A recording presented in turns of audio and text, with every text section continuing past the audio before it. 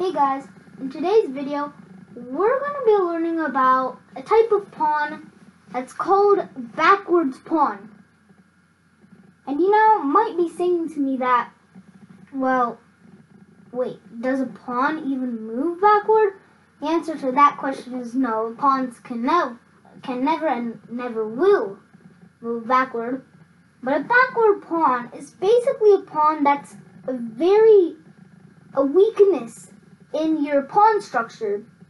And the backwards pawn is, it cannot move forward and it doesn't have any pawns side to side to protect it.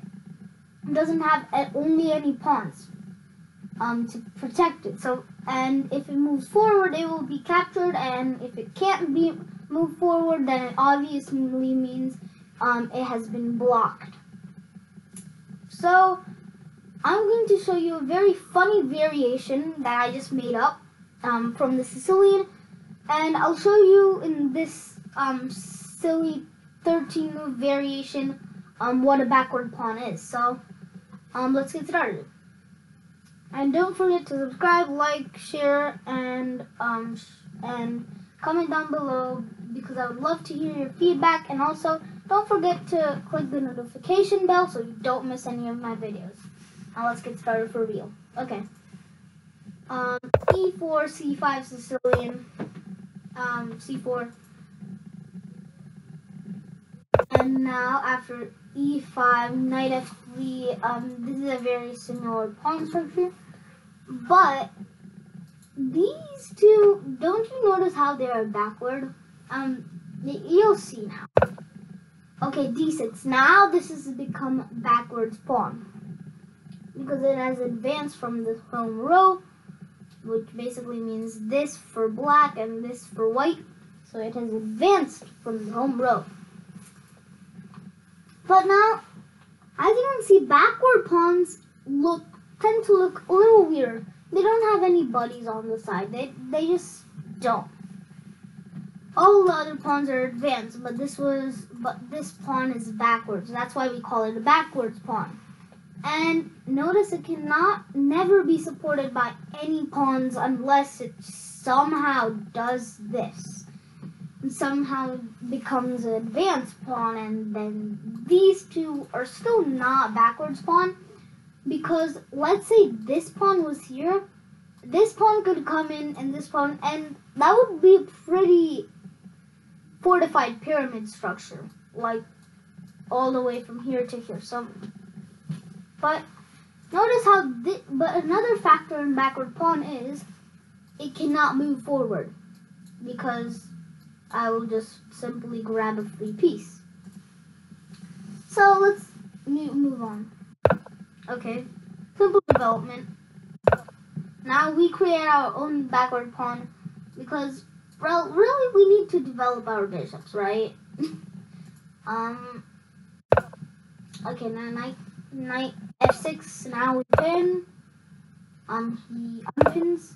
Now, this is how you can start taking advantage of the weakness in your opponent's pawn structure, and a backward pawn, if you see your opponent has a backwards pawn, then it's a great place to start attacking and gaining the initiative. So we can punish this really easily now. Once he does this, discovered attacks are in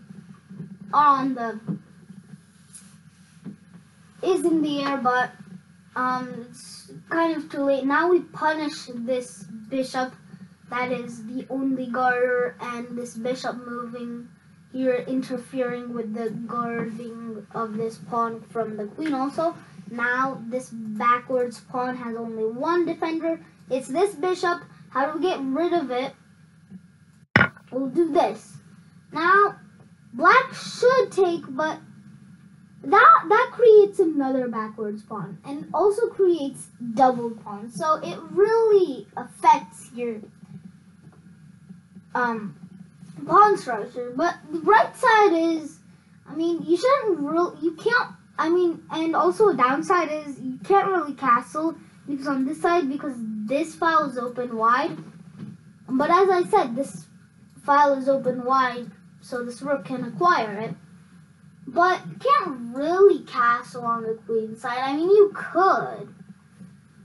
But I want to go for it because that can happen. And my pieces, and this piece can get in, and we can just reroute all our pieces to come to the queen side. So it's kind of risky. So that's why black chose to after with the bishop. But now we take this backwards pawn, and notice how everything now starts to fall. Now this king cannot castle anymore, so I don't think you have to worry about that anymore. Now we take another pawn,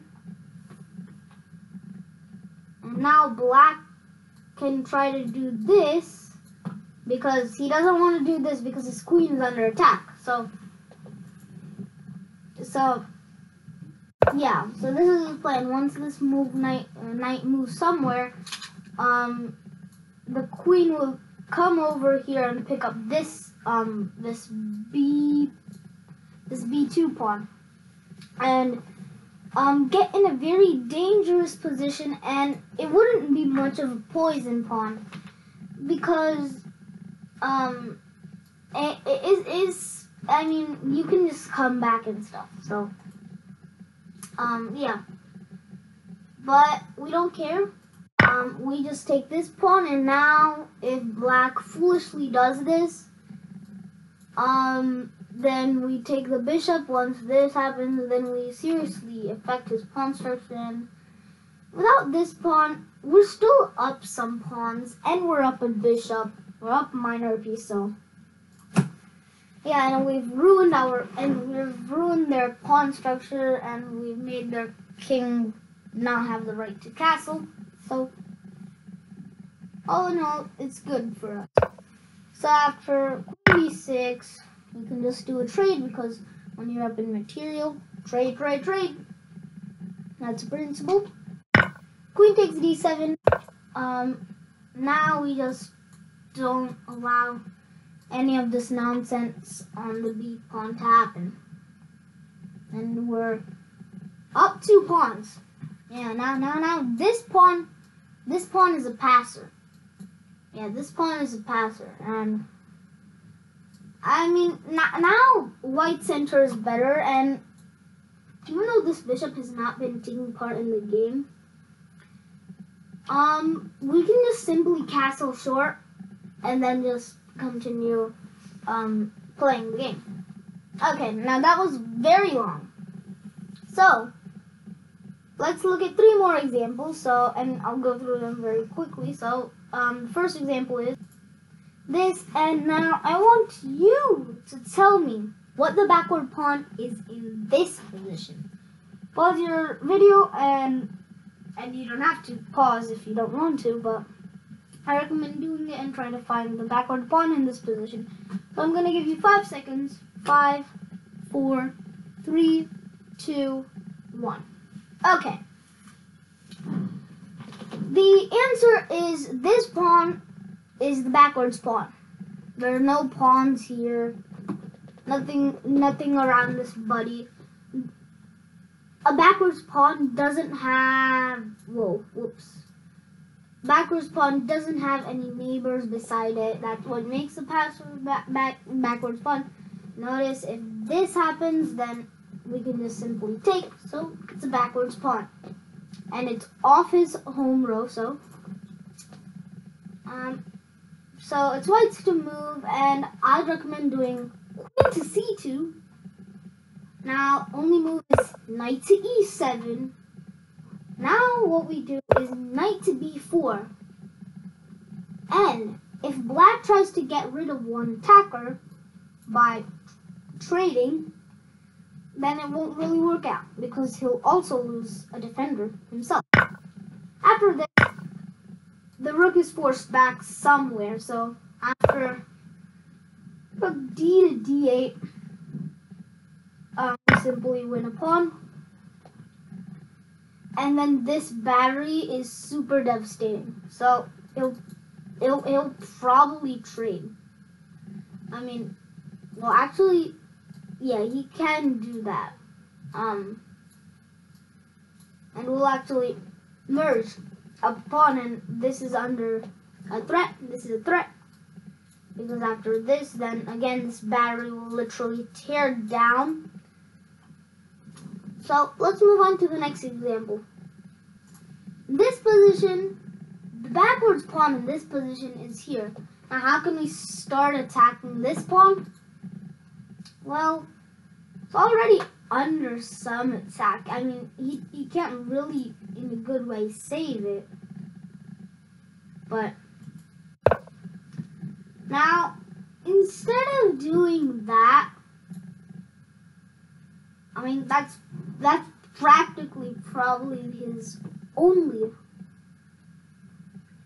good move. So, yeah, that wouldn't work because, well, I mean, I don't even know what you're trying to do here because you can't really go anywhere. So, this knight is probably gonna have to reroute itself, but the faster way to reroute is kind of just to do this, but this bishop is not blocked in. So, I mean, it's 4. And now after these bunch of trades happen, you cannot take this, because if you do take it, then you simply lose a rook. And we're 5 points up because he took our pawn, but remember the backwards pawn on this square? On this square? Yeah, on this square? Yeah, we got rid of it. So, we're technically up 5 points in this position. And on to our very last example. This position, there are 2 backwards pawns. There are 2 backwards pawns. One is this one and one is this one. So, backwards pawn cannot be, does not only have to be a weakness in your pawn structure, because we can't really punish these 2 backward pawns, because they're defended very nicely by this bishop and the queen too. So we can't really punish that. So that's why sometimes backward pawns are good for outposts. It cannot move here because we will take. So they're really good for outposts, and backward pawns leave a lot of weak squares behind, like these ones. So we can just plop our knight onto that, and if the bishop tries to get rid of it, then we just have a replacement. Once this, then it's the same story, but without a knight and without black's light square bishop. So this is the same story. And the knight really occupies a lot of squares. So that's a benefit of outposts. And outposts, it's anchored by a pawn, and it's anchored by our knight. And in the previous, remember this example? Let's go back to the beginning. After a few moves, you see how this is a weak spot? Because it does not occupy, it's not on it. Because our pawns will just take it. So that's why backwards pawns are not really good to have, because they leave a lot of weak squares behind. But not only do they do that, they seriously harm your pawn structure, and they don't look very nice, and they're pretty much a good place to start attacking. So never give yourself a backwards pawn. Never play the Sicilian like this. So that's it for this video. I hope you liked this video. I hope you enjoyed this very long video, a very long 15-minute video. And once again, don't forget to subscribe and click the notification bell so you don't miss any of my videos. Until then, I'll see you in the next one. Bye-bye!